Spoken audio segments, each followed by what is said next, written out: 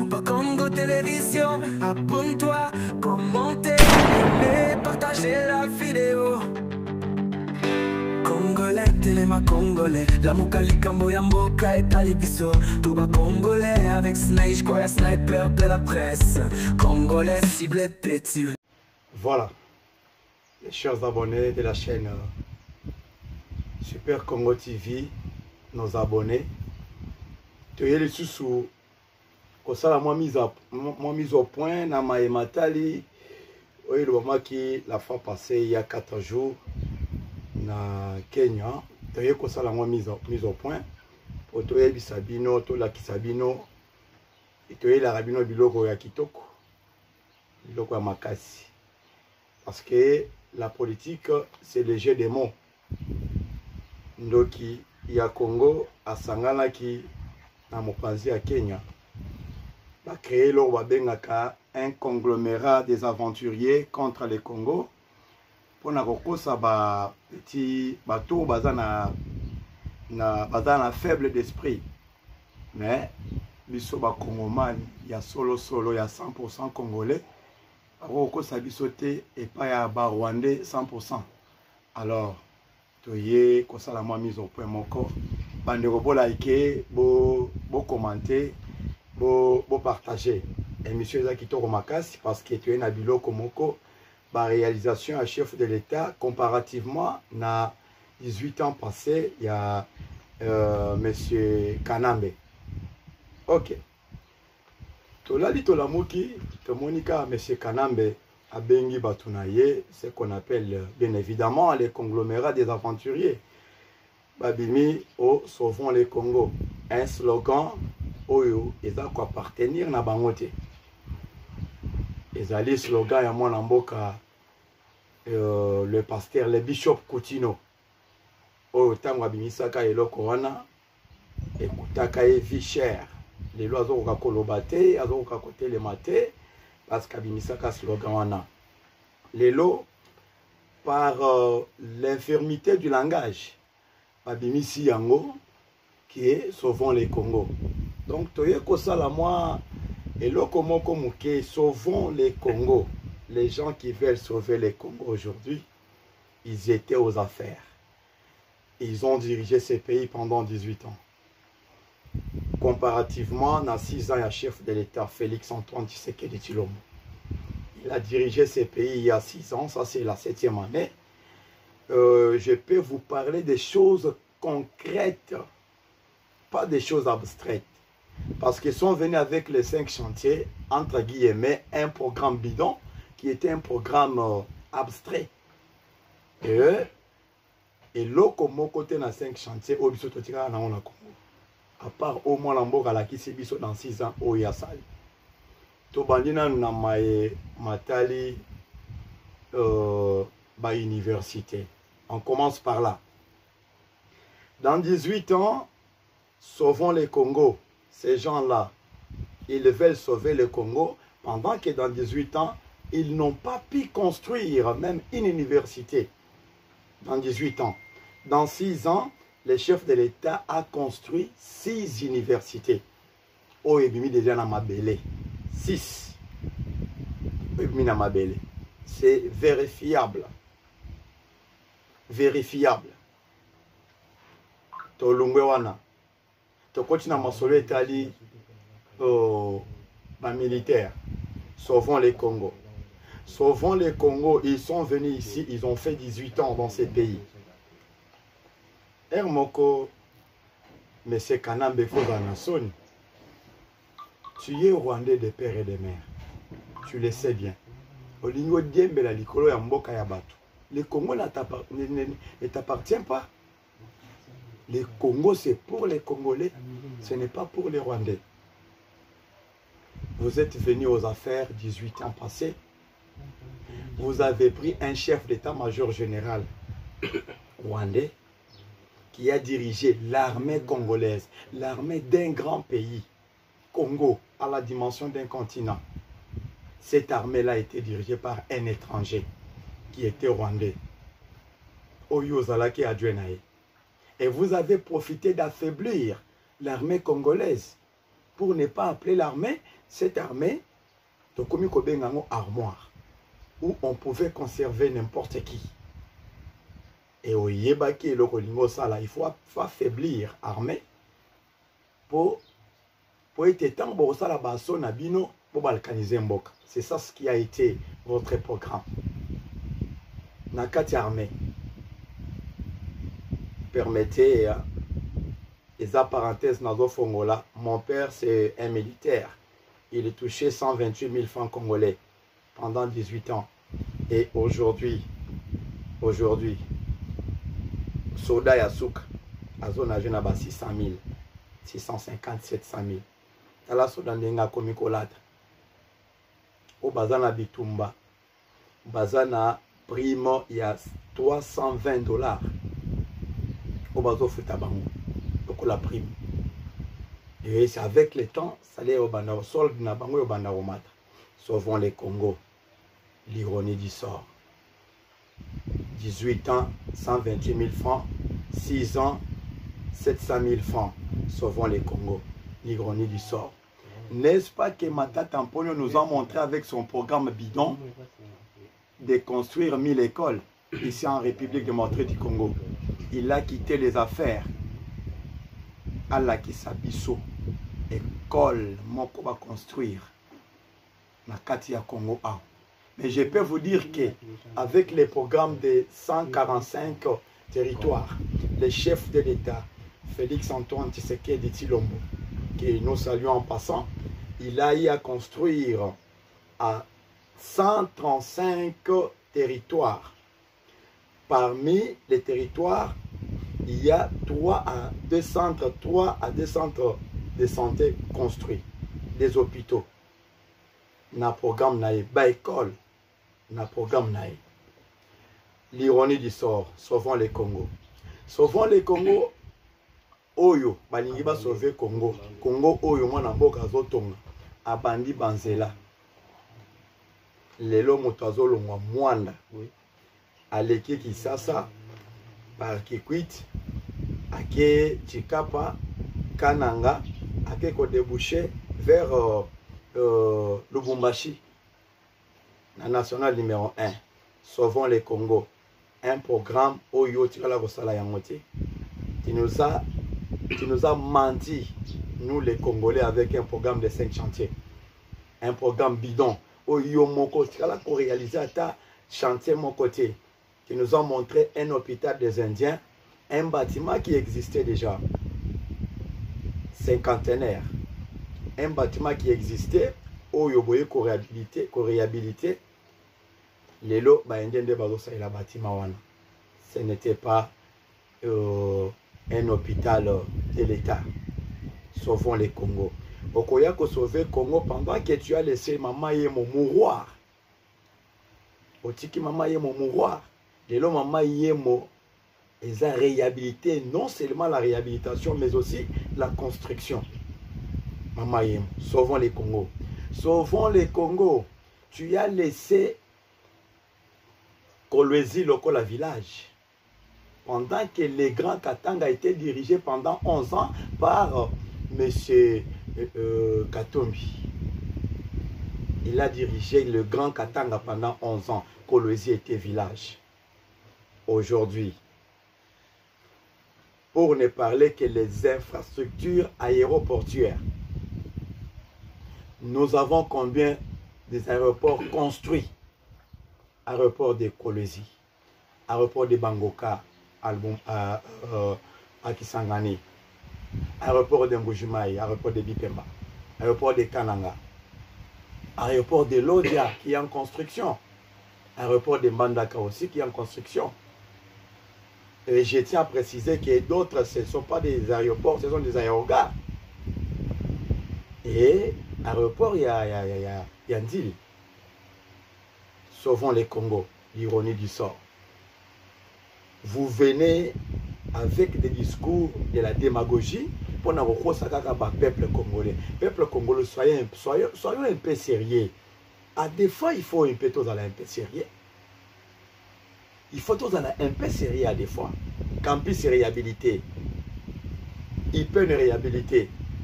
na standard international. Bolingi lisusu nini? Sauvons le Congo. Abomi ba port ya Matadi pour créer un port parallèle. Abomi port ya l'État. Abomi Onatra. Sauvons le Congo. Sauvons le Congo dans ces pays avec un budget de 16 milliards. Un budget réel. Le chef de l'État a eu en charge 600 000 enseignants. A mécanisé 52 000 fonctionnaires de l'État. Un budget réel. Sauvons le Congo avec un budget médiocre de 3 milliards. Oui, Bandaï Kokoka coûte 3 milliards. Sauvons le Congo. Qu'a-t-il fait dans 18 ans? Qu'a-t-il fait? Qu'a-t-il fait dans 18 ans? Sauvons le Congo. Sauvons le Congo. En 2009, tu as signé des accords avec CNDP de Kundabatoire.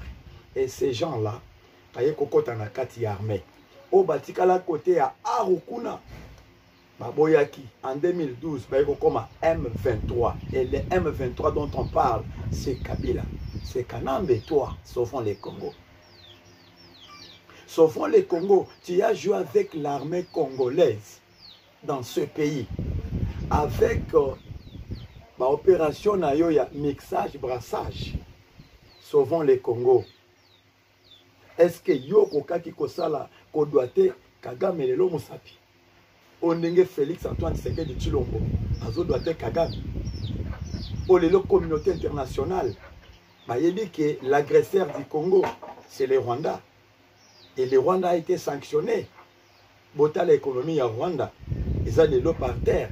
Sauvez les Congo. Selon vous, un conglomérat des aventuriers. Et j'en appelle aux compatriotes congolais. Diplôme et la présomption d'intelligence.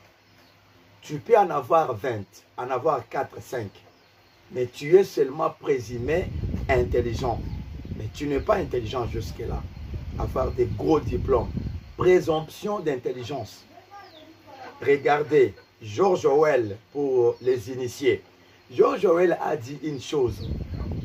Il a dit, lorsque vous verrez un intellectuel en train de suivre un non-intellectuel, il tombe dans ce qu'on appelle la moutonnerie.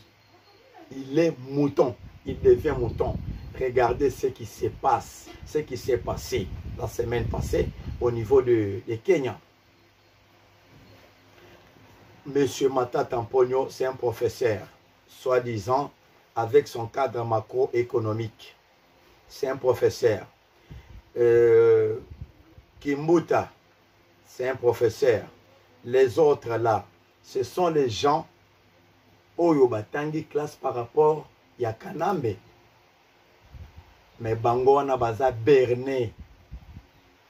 Ils oublient que ces gens-là étaient au pouvoir ici pendant 18 ans. Avec ma discours Yalukuta. Mais je peux vous dire que dans 6 ans, le chef de l'État a réalisé beaucoup de choses. La liste n'est pas exhaustive. Il a réalisé beaucoup de choses. Même au niveau de Katanga, il n'avait pas l'hôpital fiable. Hôpital de Mwangeji, au niveau de Lubumbashi. C'est un hôpital qui a été réhabilité par le chef de l'État, Félix Antoine Tshisekedi Tshilombo. L'hôpital de Senses, à Lubumbashi, qu'on a débaptisé Félix Antoine Tshisekedi Tshilombo. Et ça, une époque, il y a 6 ans, un chef de l'État. Hôpital de la Mouya, de Mbujimaï, le chef de l'État, Félix Antoine Tshisekedi Tshilombo. Renaissance. Aujourd'hui, au Babanda Bengakala, Mamayemo, c'est chef de l'État, Félix Antoine Tshisekedi Tshilombo.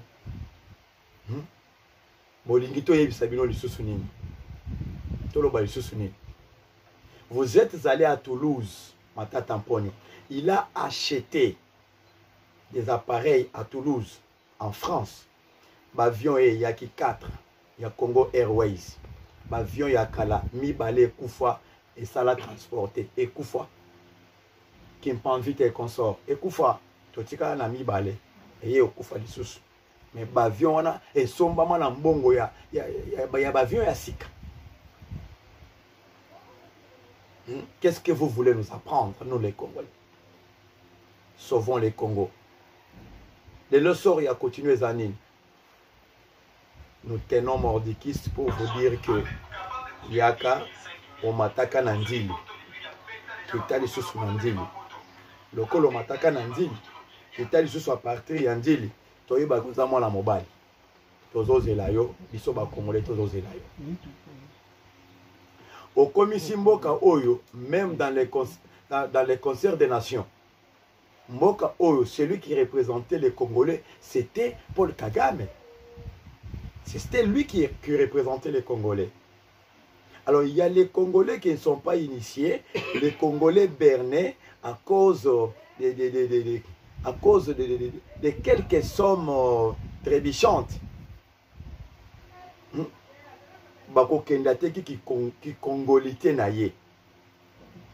Nous avons des images ici, mes chers Congolais, qui montrent noir sur blanc que Kanambe n'est pas congolais. Les gens qui l'ont donné les identités congolaises, Moïmou Kena bien évidemment, il vient de décéder il n'y a pas longtemps, un professeur de l'université qui a écrit un livre. Dans ce livre-là, il regrette d'avoir vendu le pays pour un casier de thème. Ça, c'est Moïmo Kena qui disait ça. Nous avons des vidéos et nous avons ces bouquins-là qu'il avait écrits. C'est à cause des casiers de Tembo, de basu identité katangaise, Papesi Kanambe. Regardez dans son entourage. Les vrais Katangais existent-ils dans son entourage? Et aujourd'hui, Bisoba Congolais, je ne comprends pas ce qui te botamawapi, ce qui te zandengeni. Vous ne pouvez pas comprendre que bazo sakana na ide na bino. Oyo mwana mboka totika kakeno parce que il est Luba, il est du Kasai, totika. Mais tozo la personne Félix Tshisekedi Tshilombo, lokola une institution. Vous ne pouvez pas les soutenir, ne serait-ce que à télémission Onatra, ne serait-ce que port, il y a eau profonde des bananes. Oyo, Monsieur Sassou Nguesso, a Tchelibiso Manioko Namai. Pour moi, Namboka Félix Antoine Tshisekedi Tshilombo, Aboya Kimbongo, Oyo Foyetonga, route, pont, route, rail, ici à Kinshasa, vers Brazza. Parce que l'ingake na profit, il y a Brazzavillois. Parce que pour na bango, il y a pour Babengi à Pointe-Noire. Il y a un monde de ça que non, va vivre bien. Alors, on va bénéficier. Moi, je suis wana, allez, abandi ko attaquer pour ya matadi, pour ya banane. Et ça pour bapake boyo bandako kita. Et cause un impact sur l'économie congolaise. Qu'est-ce que vous voulez encore qu'on vous dise? Ils ont chanté ici avec le pain. Ce qui disent que la longoli kaka, sans femme qu'on a pain, tout qu'on dit maillé, mais qui le repasse encore dans le média pour dire que non, aux amants en mobile. Boye bisanga eloko nini esi mata na Congo oyo. Ba Congo man. Eloko esi mata na Congo. Oyo ye kokita. Boye bisanga nini. Ezaka ka kalikili ya chef de l'État. Ndinga zo saïla makamu na ye. Et puis, je vous informe que le dollar est élevé en terre.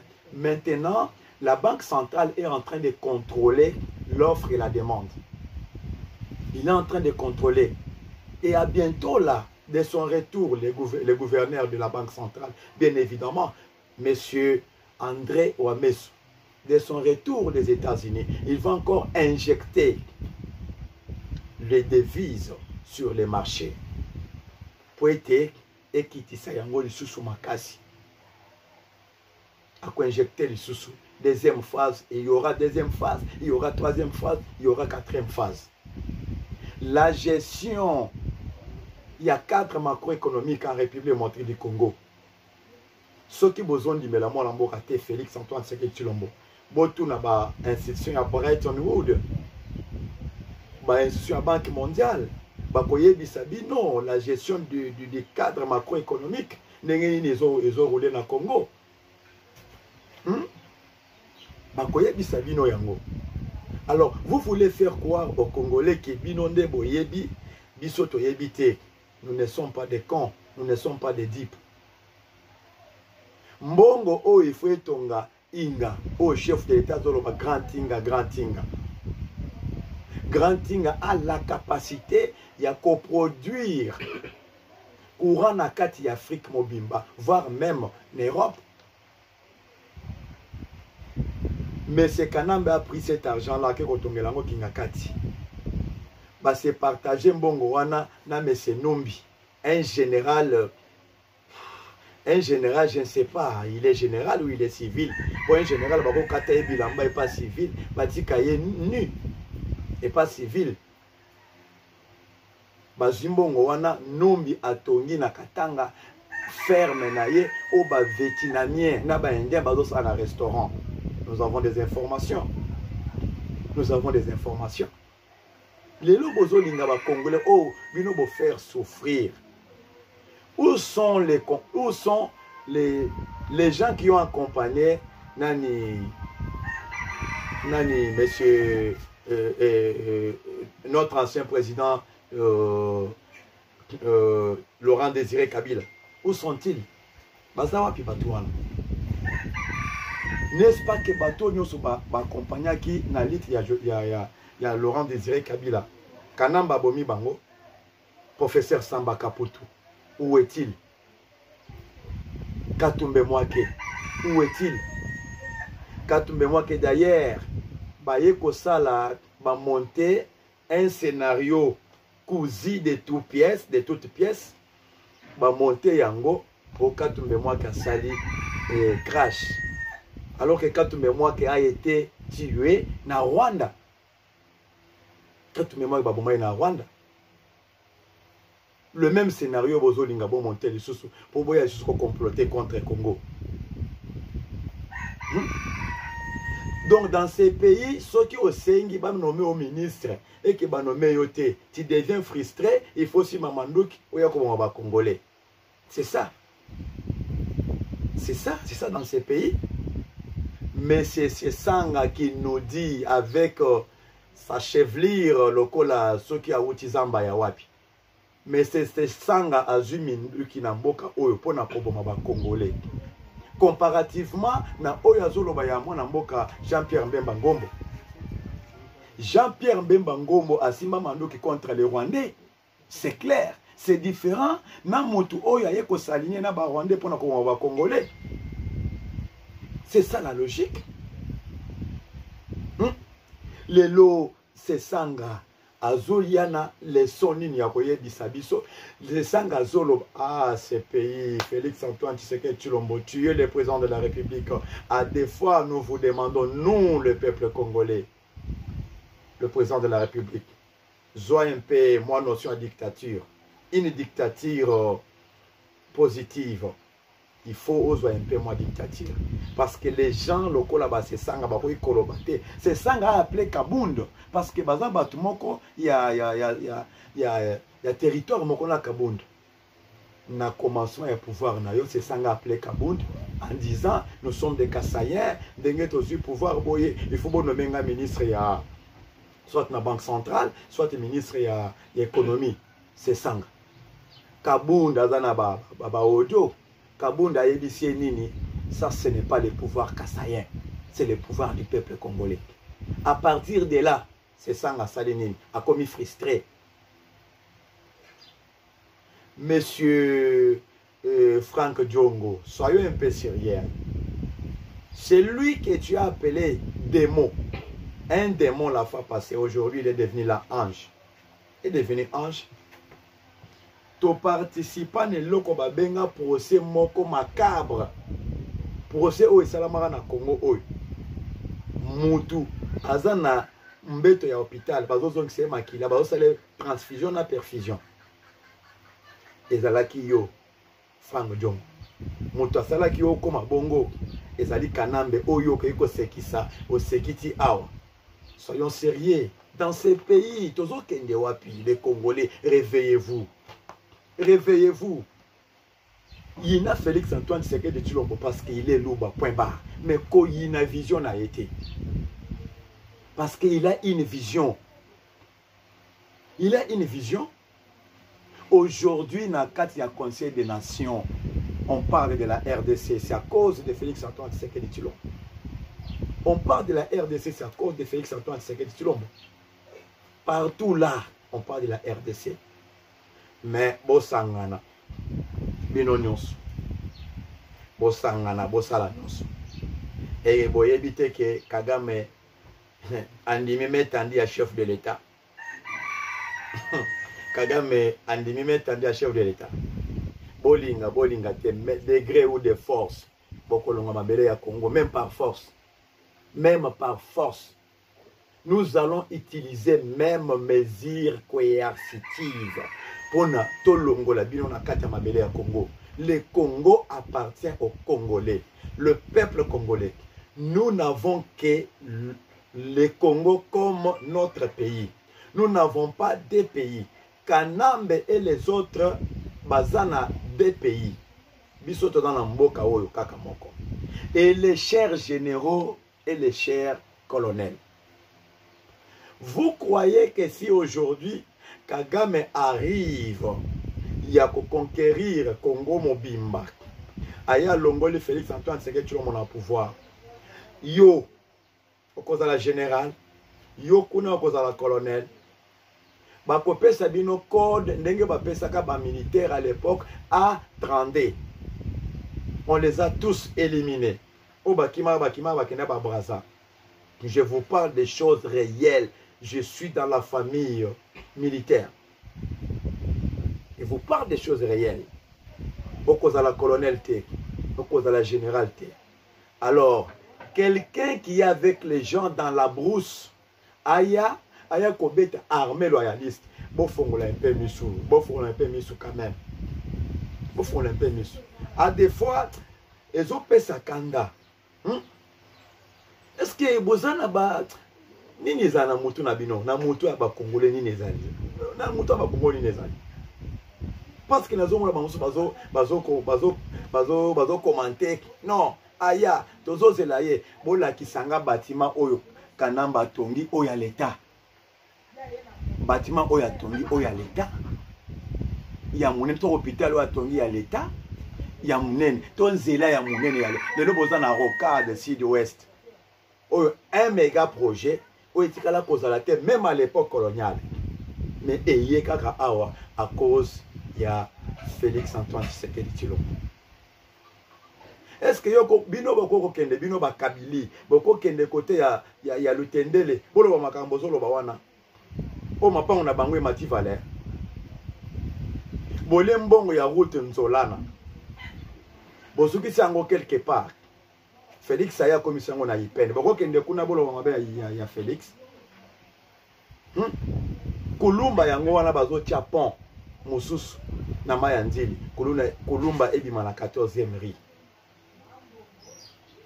Tshisekedi azo salate gratuité de l'enseignement au bino bo consacrer ki yango na kati ya mukanda na bino ya constitution wana bo salaka yango Tshisekedi aya sali yango o ma classe est surpeuplée.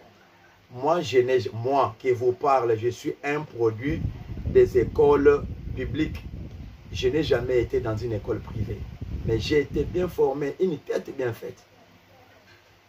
Oh, l'école publique, totangi car na ba 100 élèves, wana ba 90, ba 80, na kati ya salle. Ba 60 na kati ya salle.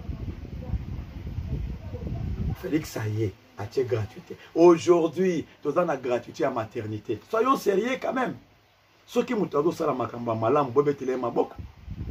Gratuité, il y a maternité dans la carte, il y a santé universelle, il y a chef de l'État.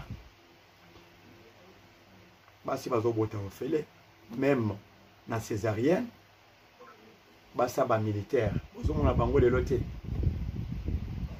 Yo kanambe ovandi na kanchachi. Voisin na aucun tchatch. hôpital ezalaki ndenge nini na école ya Kanchachi ezalaki ndenge nini un dépotoir lelo hôpital ya Kanchachi na morgue batie bato na yo bazoleka wana bakoki koyoka soni te a des fois il faut koyoka soni matata mponi ya kolakisa biso 1000 écoles oyo leta abimisaki mbongo olakisa biso yango 1000 écoles oyo tonga ta école moko. Mais partout il y a gratuité de l'enseignement, il y a des écoles, pas bâtiments au batongi. C'est chef de l'État Félix Antoine Tshisekedi Tshilombo. Makambo ya sale za ebele. Parce que na yo ki batu balobi non, atiki la biso dollar na 18, ton na 16, nenge azoaka nge pa Kabila. Soyons sérieux. Il faut ono makambo zo maîtriser. Ce que zo maîtriser makambo te, en tout cas il faut à la kimia. Il faut à la kimia. 100 dollars en 2001 équivalait à 27 000 francs. 27 000 francs congolais. C'était l'équivalence de 100 dollars en 2001. Comme pour dire 10 dollars équivalait combien? 2700 francs. Écoutez, de 2001 à 2018, atiki dollar na combien? Atiki dollar na 18, 17, 18. 180 000 francs. De 27 000 francs à 180 000 francs. Bon, mon est-ce qu'il y a inflation et outil? Et Zolanda Kourouana. Inflation et outil. Et Zolanda Kourouana. Et puis lui-même là, na réserve, soyons sérieux, lui-même là, Kanambi. Et le recueil ko jigile au babengi et recueil ko jigile inflation. Au babengi réserve. Il en avait combien? 600 millions. 600 millions. Avec un budget de l'armée, combien? 100 millions. Budget armé. Kofuta manabango, teni na bango, yangone au bana mona ba militaire mususu loko la ceux qui pendengeni. Chef de l'État Félix Antoine Tshisekedi Tshilombo a commis ses réserves d'échange et commis 7 milliards. De 600 millions à 7 milliards. Est-ce que vous pouvez comprendre dans votre débat? Tout le monde est mieux informé dans la matière. De 600 millions à 7 milliards. Réserve d'échange. Où est la banque? Dit concret. Ce n'est pas de l'abstrait, dit concret. Ayazu armée. Abandina na loi et programmation militaire. Les lots. N'engé tozo lo baboy. Budget armé tozo kene na 2 milliards. Budget armé. Kofuta mana bango, teni na bango. D'ailleurs, usine eza na maluku. Babandi ko montango na maluku. Oyo banda osala 4000 teni militaires na babout par jour. Oyo bino bo créa ki bakuluna na kati ya mboka oyo bayaka ko batu na opposition. Le chef de l'État est venu avec ces mêmes kuluna là, il les a transformés en bâtisseurs. Lelo bangonde bazotonga usine wana. Lelo bangonde bazotonga bazopesa na ba école ba bon. Ba bâtisseur wana. Oyo bino bo créa ki bakuluna. Bozana leçon ni ya oye bisabiso ba Congolais ba Congomais. Leçon nini bino bokoyi koyebisa biso biso ba les gens avérés, les gens initiés. Leçon nini? Vous avez chanté Félix s'est rabaissé, il s'est rabaissé, il s'est rabaissé. Les lobos comprendre que Kagame chef na bino nyonso wana attendre mais parce qu'il est coincé. Parce qu'il est coincé. Parce qu'il est contraint kaka ya kotandre mebo sinon économie na ye Rwanda Kolimoa. Je vous dis Rwanda Kolimoa. Chef de l'État Félix Antoine Tshisekedi Tshilombo a kati misisanyo se banda kosala Rwanda et vivre. Même usine oyo bino bozo critiquer bombardement. Usine wana oh il y avait les gens les Congolais qui travaillaient là-bas. Usine ezaki na Mwenga. Il y avait les Congolais qui travaillaient dans le bombardé Yangwana et Zali Maye les moquets. Bossa Kabanalise Makasi. Les a maillé les moquets, les chers opposants. Les a maillé les moquets. Izine wana ezo sala sous la bannière, il y a M23. M23 azozwa azozwa nini azozwa nini minere nyonso or nyonso bandai ko bima wana azozwa or nyonso wana atindi yango na Rwanda bozomona azwi or nyonso wana atindi yango na Rwanda siko na tour na ye apesi bango minduki baya kobondisa susu ba Congolais babonga ba Congolais to bombarder yango l'État bombardé yango oh ba Congolais banda ko sala kuna bopesi susu ba Congolais mosale sili tout ça. Est-ce qu'il y avait des Congolais, il y avait des Congolais qui travaillaient là-bas? Boyebe sika rebelle à Koti rebelle à Zoko sa keto e ko libérer boye ko libérer ni dictature boye ko libérer ni boye ko libérer les gens qui se disent opposants boza ko s'opposer na nini parce que le système obimbeza bien pour que nous retourne à la banque mondiale. En tout cas, chers Congolais, tout me un peu pour réfléchir makambo ebele la carte à Congo. Yina na yo la personne qui se dit lokola kasayen. Mais quand yina été lokola vision, lokola visionnaire. Parce que vision na yeza alongo la biso na buumbu. Oyo Rwanda tchaki hégémonie, il a imposé son hégémonie na kati ya Congo et tozo betele maboko. Soyons vraiment sérieux. Soyons sérieux parce que ce pays, c'est le pays de Lumumba. C'est le pays de Simon Kimbangu. C'est le pays de Kipavita.